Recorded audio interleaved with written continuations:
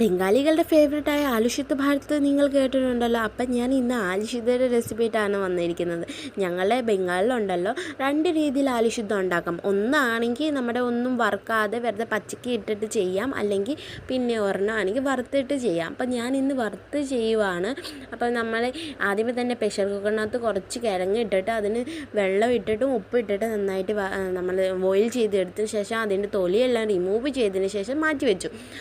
ഇനി ഇതിനകത്ത് main ingredient ആയുള്ള നമ്മുടെ കടുകെണ്ണ, അതായത് ഈ നല്ല എണ്ണ എന്നൊക്കെ പറയുന്നത്. അപ്പോൾ ആ ഒരു എണ്ണ നന്നായിട്ട് ഇവിടെ സുഷത്തൽ എന്നാണ് പറയുന്നത്.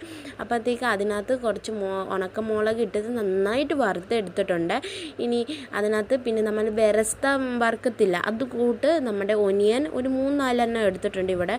അത്രയ്ക്ക് നന്നായിട്ട് വറുത്തെടുത്തിട്ട് ശേഷം അത് മാറ്റി വെക്കണം. എന്നിട്ട് നമ്മൾ ഈ നമ്മുടെ കിഴങ്ങില്ല നന്നായിട്ട് മാഷ് ചെയ്ത് കൈ വിട്ടത് നന്നായിട്ട് മാഷ് ചെയ്തെടുത്തതിന് ശേഷം ഈ നമ്മുടെ ഉണക്കമുളക് വെറുതെ ഇട്ട് നിരടിയാലുണ്ടല്ലോ അങ്ങോട്ട് നന്നായിട്ട് വരത്തില്ല, ഇതായിട്ട് വരത്തില്ല. അപ്പോൾ കുറച്ച് ഉപ്പിട്ട് ചെയ്താൽ നന്നായിട്ട് അത് പൊട്ടിയൊക്കെ വരും, നന്നായിട്ട് മിക്സ് ആവും.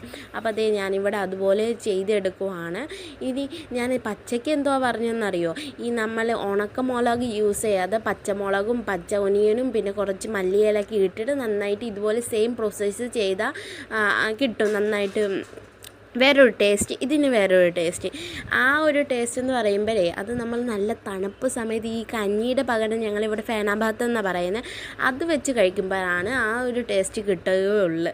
അപ്പോൾ ഞാൻ ഇത് മേശ് ചെയ്തതിന് ശേഷം കുറച്ച് പച്ച എണ്ണ ഒഴിച്ചിട്ടുണ്ട്, നമ്മുടെ കടുകെണ്ണ, അതിൻ്റെ ഒരു ഫ്ലേവർ വരാൻ വേണ്ടി, നല്ല സ്മെല്ലടിക്കാൻ വേണ്ടിയേ.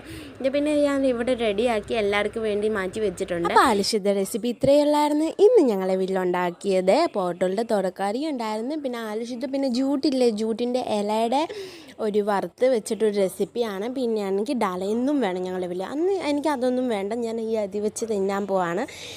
ഇങ്ങനെ ഒന്ന് ആലുഷിത്തയും ചോറും കൊണ്ട് വരട്ടി കുറച്ച് മുളകും കൂടി കടിച്ച് വായിടുമ്പോഴത്തേക്ക് എൻ്റെ പൊന്നോ